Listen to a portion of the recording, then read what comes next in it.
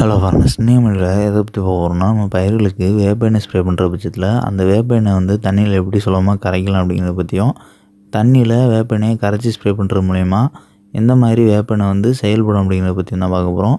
First பொதுவாகவே வேப்ப எண்ணெய் வந்து நம்ம தண்ணியில் கலந்தோம் அப்படின்னா வேப்ப எண்ணெய் தண்ணியில் மிதக்க தான் செய்யும். எண்ணெய்னாலே தண்ணியில் வந்து மிதக்க தான் செய்யும். ஸோ எண்ணெய் வந்து நம்ம தண்ணியில் கலந்ததுக்கப்புறம் மிதக்கிற பட்சத்தில் நம்ம ஸ்ப்ரே பண்ணும்போது அது வந்து நல்ல பலன் கொடுக்காது. ஸோ அதுக்கு நம்ம எப்படி இந்த எண்ணெயை வந்து தண்ணியில் கரைக்கிறது அப்படிங்கிறத பற்றி தான் பார்க்க போகிறோம். இப்போ நம்ம பார்த்திங்கன்னா வேப்பெண்ணெய் வந்து எடுத்துருந்துருக்கோம். வேப்பெண்ணெய் 35 ml எடுத்துருந்துருக்கோம்.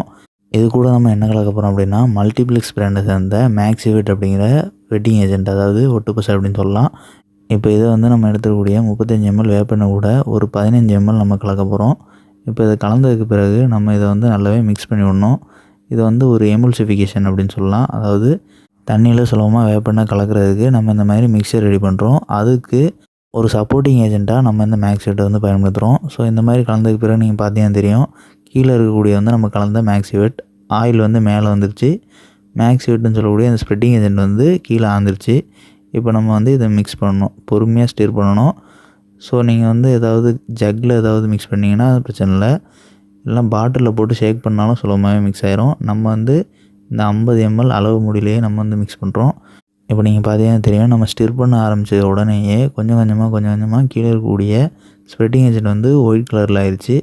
இது எதனால் அப்படின்னா, மேலே இருக்கக்கூடிய ஆயில் வந்து கொஞ்சம் கொஞ்சமாக கீழே இருக்கக்கூடிய ஸ்ப்ரெட்டிங் ஏஜெண்டோட கலக்கிறதுனால தான். இது அப்படியே கொஞ்சம் கொஞ்சமாக நம்ம கலக்க இந்த சொல்யூஷன் ஃபுல்லாகவே, அதாவது மேலே இருக்கக்கூடிய நீம் ஆயில் ஃபுல்லாகவே கீழே இருக்கக்கூடிய நிறம் சேர்ந்து ஒரு மாதிரி திக்கான எல்லோ சொல்யூஷன் ஆயிரும். ஸோ அப்படி ஆனதுக்கு பிறகு நம்ம வந்து தண்ணியில் கலந்தோம் அப்படின்னா சுலபமாகவே இது வந்து கரையக்கூடிய நிலைக்கு வந்துடும். ஒரு எஸ்சி ஃபார்மெட்டில் இருக்கக்கூடிய பூச்சிக்கொல்லியை கலக்கிற மாதிரி இது வந்து அந்த அளவுக்கு திக்கான சஸ்பென்ஷன் கான்சன்ட்ரேட் சொல்யூஷனாக மாறிடும். நீங்கள் பார்த்தீங்கன்னா தெரியும், இப்போ கீழே இருக்கக்கூடிய அந்த ஸ்ப்ரெட்டிங் ஏஜெண்ட்டும் ஆயிலும் மிக்ஸ் ஆகி ஸ்டிர் பண்ண மேலே வந்துடுச்சு. இப்போ இது சென்ட்ரு பொசிஷன் ஃபுல்லாகவே ஒரு திக்கான சொல்யூஷன் ஆயிடுச்சு. நெக்ஸ்ட்டு இந்த நீம் ஆயிலும் ஸ்ப்ரெட்டிங் ஏஜெண்ட்டும் முழுசாக கலக்கிறதுக்கு முன்னாடி நம்ம இந்த மாதிரி கலந்து பயன்படுத்துகிறதுக்கும் கலக்காமல் பயன்படுத்துகிறதுக்கும் இதோட எஃபெக்ட் வந்து எப்படி இருக்கும் அப்படின்னு பார்த்துடலாம். சாதாரணமாக நம்ம வேப்பெண்ணெயை வந்து தண்ணியில் கலந்து ஸ்ப்ரே பண்ணோம், இந்த மாதிரி ஸ்ப்ரெட்டிங் ஏஜெண்ட் எதுவுமே கலக்காமல் நேரடியாக தண்ணியில் வெறும் வேப்பெண்ணெய் கலந்து ஸ்ப்ரே பண்ணுறவங்கிற பட்சத்தில் தண்ணியோட வேப்பெண்ணெய் வந்து கலக்காது. ஸோ நம்ம அதை ஸ்ப்ரே பண்ணும்போது இலைகள் மேலே நேரடியாக எண்ணெய் வந்து போய் படியும். அப்படி படியும்போது திட்டாக ஃபார்ம் ஆயிரும். அந்த எண்ணெய் திட்டுகளால் இலைகளில் நடக்கக்கூடிய ஒளிச்சேர்க்கை வந்து சரியாக நடக்காது.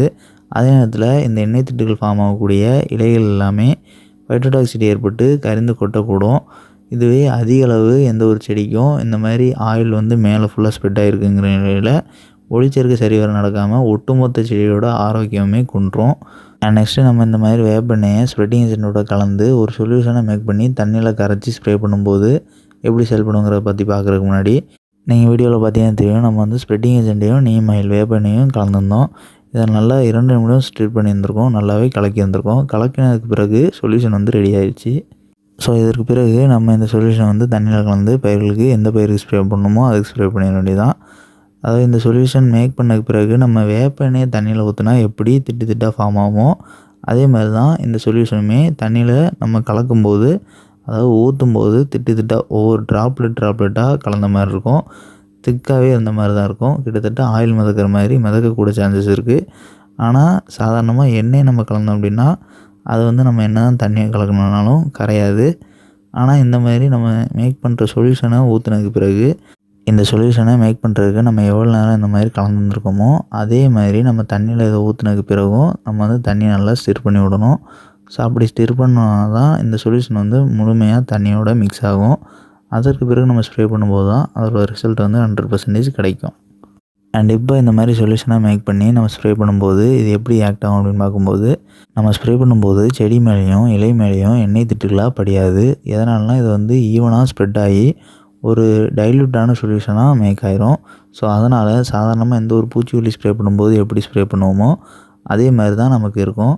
அண்ட் இது வந்து இலைகள் மேலேயும் செடிகள் மேலேயும் எண்ணெய் திட்டுகளாக படியாததுனால செடிகளுக்கு ஃபைட்டோடாக்சிட்டியும் ஏற்படாது. அதே நேரத்தில் ஒளிச்சேர்க்கையும் தடை செய்யாது.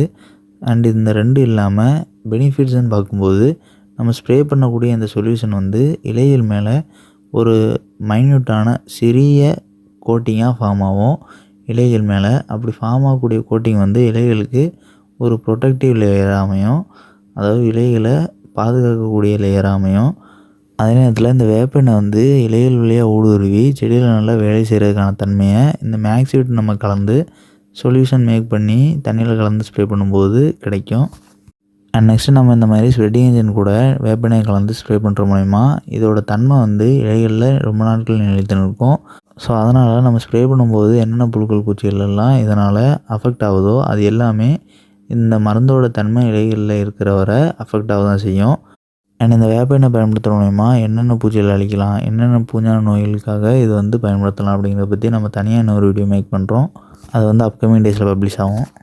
அண்ட் லாஸ்ட் நம்ம இந்த மாதிரி ஒட்டு பசையை வந்து வேப்பெண்ணெய் கூட கலந்து பயிர்களுக்கு ஸ்ப்ரே பண்ணதுக்கு பிறகு அது நல்லா காய்ந்த பிறகு ஓரிரு மணி நேரங்கள்லேயே மழை பெஞ்சிச்சுன்னா கூட சுலபமாக நம்ம ஸ்ப்ரே பண்ணியிருக்கக்கூடிய மருந்து வந்து கரைஞ்சி போகாத அளவுக்கு இது வந்து பயிரில் இந்த வேப்பெண்ணெயோட பிசுபிசுப்பை தக்க வச்சிக்கும். ஸோ அப்படி தக்க வச்சிக்கிற மூலயமா மழை பெஞ்சுனா கூட இதோட எஃபெக்ட் வந்து பயிர்களில் இருக்கும். அண்ட் நம்ம வந்து இந்த வேப்பெண்ணெய் சொல்யூஷன் மேக் பண்ணியிருக்கிறது வந்து மல்லிகை செடிக்கு ஸ்ப்ரே பண்ணுறதுக்காக தான். அதுவும் எதுக்காக அப்படின்னா செம்பேனுக்காக தான். நமக்கு வந்து மொட்டுப்புழு தாக்குதலும் கால்மீச்சு தாக்குதல் அதாவது பித்தப்பை பூச்சி தாக்குதலும் இருக்கிறத விட நமக்கு செம்பேன் தாக்குதல் தான் அதிக அளவில் இருக்குது. அந்த செம்பேன் வந்து இது மழைக்காலம் அப்படிங்கிறதுனாலையும் டெம்பரேச்சர் வந்து ரொம்ப குறைவாக இருக்கிறதுனாலையும் பெரிதளவு பரவலை. மழை காலத்துக்கு முன்பு எப்படி இருந்துச்சோ அதே மாதிரி தான் இருக்குது.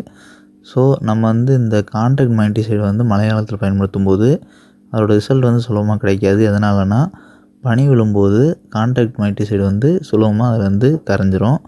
ஸோ அதனால் நம்ம வந்து வேப்பெண்ணெய் பயன்படுத்துகிறோம். அண்ட் இந்த வேப்பெண்ணெய் சொல்யூஷனை வந்து நம்ம மல்லிகை செடிக்கு தனியாக பயன்படுத்தலை. நம்ம வழக்கமாக பயன்படுத்தக்கூடிய மருந்துகளான லாம்டா சைலோத்ரின் கூடயும் எமாமெக்டின் பென்சோயேட் கூடயும் சேர்த்து தான் பயன்படுத்த போகிறோம். ஸோ அந்த 2 பூச்சிகளை பயன்படுத்தும் போது சேர்த்து பயன்படுத்தலாம். மல்லிகை செடிக்கு எந்த ஒரு பாதிப்பும் ஏற்படாது. அண்ட் இந்த வேப்பெண்ணெய் நம்ம சேர்த்து பயன்படுத்துகிற மூலிமா பேன்கள் முட்டையிடக்கூடியது தடைபடும். அதே நேரத்தில் செம்பேன் சாறு உறிஞ்சுறதையும் இது வந்து தடுக்கும். ஸோ இந்த ரெண்டுமே ஒரே நேரத்தில் நடக்கும்போது பேன்கள் வந்து கொஞ்சம் கொஞ்சமாக குறைய ஆரம்பிக்கும். அண்ட் இதுவே நம்ம மல்லிகை செடிக்கு புழுக்களுக்கான மருந்து ஸ்ப்ரே பண்ணும்போதெல்லாம் வேப்பெண்ணெய் கூடவே சேர்த்து பயன்படுத்தும் போது பேன்களை வந்து கொஞ்சம் கொஞ்சமாக முழுமையாகவே நம்மளால் அழிச்சிட முடியும். அண்ட் நம்ம மல்லிகை செடிக்கு வழக்கமாக பயன்படுத்தக்கூடிய மருந்துகள் பற்றின வீடியோ வந்து ஏற்கனவே பப்ளிஷ் பண்ணியிருந்துருக்கோம். அந்த வீடியோட லிங்க் வந்து டிஸ்கிரிப்ஷனில் கொடுக்குறோம். ஸோ பார்க்கணுன்னு நினைக்கிறவங்க போய் பாருங்கள். ஒருவேளை மல்லிகை செடிக்கு வேப்பெண்ணெய் பயன்படுத்துகிற பட்சத்தில் நம்ம சொன்ன மாதிரி சொல்யூஷன் மேக் பண்ணி பயன்படுத்துங்க. அண்ட் வேப்பெண்ணெய் வந்து மல்லிகை செடிக்கு எவ்வளோ அளவில் பயன்படுத்தணும் அப்படின்னு பார்க்கும்போது 16 லிட்டர் ஸ்ப்ரே டேங்க்கு 32 ml-லேருந்து 40 ml வரை பயன்படுத்தலாம். நம்ம வந்து 2 ml அப்படிங்கிற விதத்தில் 32 ml பயன்படுத்துவோம். நம்ம இந்த சொல்யூஷன் மேக் பண்ணுற வீடியோ மேக் பண்ணோம் அப்படிங்கிறதுக்காக 35 ml கலந்து அது கூட ஸ்ப்ரெட்டிங் ஏஜென்ட் கலந்து நம்ம வந்து மிக்ஸ் பண்ணியிருந்தோம். அண்ட் ஸ்ப்ரெட்டிங் ஏஜென்ட்னு பார்க்கும்போது இந்த மேக்ஸிவிட் தான் பயன்படுத்தணுங்கிற அவசியம் கிடையாது. வேறு எந்த ஒரு ஸ்ப்ரெட்டிங் ஏஜென்ட்டும் பயன்படுத்தலாம். ஆனால் சிலிக்கான் பேஸ் பண்ணி இல்லாததாக இருக்கிறது நல்லது.